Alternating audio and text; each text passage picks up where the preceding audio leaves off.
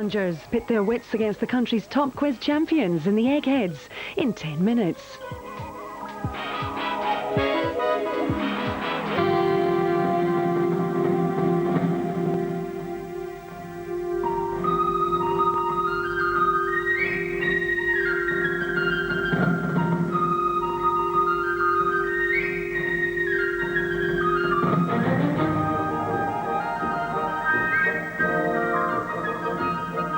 This week, What the Papers Say is presented by Jane Moore of The Sun. Hello there. As the Paris fashion shows drew to a close at the weekend, Jean-Paul Gaultier revealed the tour de force of his new collection. In trendy houndstooth, no less. Cyber suit. The chances of it coming to a high street near you? Not an earthly. Just as well, imagine what Jack Straw would have to say about it. His suggestion that Muslim women remove their full veils prompted furious debate in the Sundays. The Express and Observer were on the same side. And that's not a sentence you hear very often. Don't draw a veil over free speech. Jack Straw has finally said what many of us have been thinking for years. Jack Straw should be praised for lifting the veil on a taboo. Well, there were three different views in the Mail on Sunday. First, Suzanne Moore. The veil has no place in Kabul or Blackburn. Then, and this is a world first, a dithering Peter Hitchens. I often find myself in difficulty about Islam in Britain. How can I explain that I don't want this to become an Islamic country while showing a civilised respect for the religion itself? Finally, Martin Bright, the political editor of The New Statesman, questioned Straw's intentions. Jack's real motive? Ambition. Straw is a desperate man. In these last decadent days of the Blair government, he knows his star is on the wane. Those who know him well say that he cannot bear being out of the headlines. Who cares what the Leader of the Commons says, unless it is genuinely incendiary? Mission accomplished, as some certainly regarded Straw's comments as explosive stuff. Fears for Straw inveighs fury. Muslims pledge to ruin Straw. We'll force Straw out, say Muslims. The Sun put its own twist on the story when reporter Anila Baig wore a full veil to board a flight at Leeds Bradford Airport. Hidden danger. Veiled sun girl waved through UK airport. She was waved through British airport controls without having to lift the veil and show her face for passport checks to prove who she was. Which, considering my toddler's carton of juice was dragged from her clenched teeth before a recent flight, and white grandmothers are having their Clark slip-ons blown up in controlled explosions, shows that security staff are so anxious to appear impartial that they've perhaps gone to the other extreme. Even more worryingly, Suspect in terror hunt used veil to evade arrest. A male suspect in a major anti-terrorist investigation in Britain escaped capture by allegedly disguising himself as a Muslim woman dressed in a burqa. depression, it seems, is the new black mood. Blair's former spin doctor Alistair Campbell revealed he suffered from it whilst he was in the job. Not as much as we did, mate. Campbell unspun. Exclusive. Blair's spin doctor reveals his battle with depression while at number 10.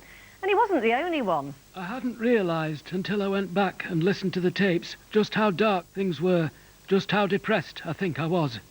No, not Graham Norton watching reruns of How Do You Solve a Problem Like Maria. David Blunkett talking about his last months in government. He was being interviewed to plug his diaries, a move that has disappointed one of his old fans, the Mirror's Kevin Maguire. Now he's a whinger, cashing in on a double disgrace, crying all the way to the bank as he sells his soul to the highest bidder. Which, as you might have guessed, wasn't the Daily Mirror. No, this was a Daily Mail. Exclusive! Running at the same time in The Guardian. But never mind the finer details. Launching its serialisation of Blunkett's diaries, the Mail described him as one of the most remarkable politicians of modern times. But someone forgot to tell their star columnist, Richard Littlejohn. Blunkett's unintentionally hilarious ramblings are a sumptuous catalogue of self-delusion and denial. At a time when foreign criminals were waltzing out of prisons, illegal immigrants arriving by the lorry load, and jihadists plotting to blow up the London Underground, the man in charge of the Home Office was howling at the moon. And someone else was showing signs of erratic behaviour further afield. Is this world's muddest mum? This was the Star's reaction to the news that Korean dictator Kim Jong-il had tested a nuclear bomb. The story produced a modern classic Sun page one. How do you solve a problem like Korea? Perhaps they should send in Graham Norton. Nations flocked to express their outrage. Enormous damage has been done to non-proliferation. Vladimir Putin. A grave threat to the US. George Bush. China expresses its resolute opposition. Foreign Ministry of China. We shall be pushing for sanctions. Margaret Beckett. Meaning what? She won't be taking a caravan there next year. It was left to the Prime Minister to make our position clear. People are seized of the significance of this irresponsible act, and there will be a response. You what? The Mail's Alison Pearson wanted to send in those deadly weapons of mess destruction, Trini and Susanna, to get Kim... Out of those awful beige zip-up military separates and into pastel casual wear. And as for that tragic bouffant hairdo, sorry, Kim, it's got to go. The Sun, however, had finally decided to treat the subject seriously. Many a thing you know you'd like to tell Kim. Many a thing he does is underhand. But how do you make him say a dog kebab to take away and stop him blowing up the land? Or maybe not. Let's try the fine, upstanding broadsheets for a sense of gravitas. The Telegraph thought it was someone else's job. Mr. Kim's adventurism must be contained, and China must do the containing. But the Guardian's Simon Jenkins was up for a scrap. Accept North Korea into the nuclear club or bomb it now. Not very Guardian, that, is it, Simon? Well, the Times cartoonist Peter Brooks homed in on the hypocrisy of the superpowers. In the club. Disgusting. Completely irresponsible. Brejan Hussey. Yesterday, a hand grenade was thrown into the government's assertion that the Iraq situation is under control, with this Daily Mail exclusive. We must quit Iraq, Says new head of the army. Everyone followed it, but Friday's Mirror turned the week full circle. Teacher axed for keeping her veil on. Which, when I do this, shows they may have a point. Earlier this week, someone else was making headlines. Salman Rushdie. Veils suck. OK, not the most intellectual of arguments, but gets his point across. Clearly, he's missing that fatwa. No more restaurant tables by the window for you, mate. In the Mail, A.N. Wilson was scathing. A second-rate writer who'll do anything for celebrity. Some of the later books have been laughably bad. Fury of 2001 was quite possibly the worst book I have ever read. Clearly, he hasn't read Swan by Naomi Campbell. But I digress. Back at the Laughter Factory, Gordon Brown was playing down Blunkett's claim that he was nearly sacked by Blair for being slow to support him over the Iraq war. I don't think David Blunkett has ever said such a thing. If he is reported as saying that, he has been entirely misquoted. Over to that day's serialisation. Blunkett. PM was ready to sack Brown over Iraq. If Gordon does not butt in on Iraq, Tony will take him out.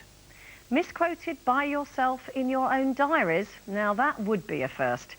If Blunkett was told Prescott was giving him evils about the Stephen Pollard biography, just wait until he next bumps into the Chancellor.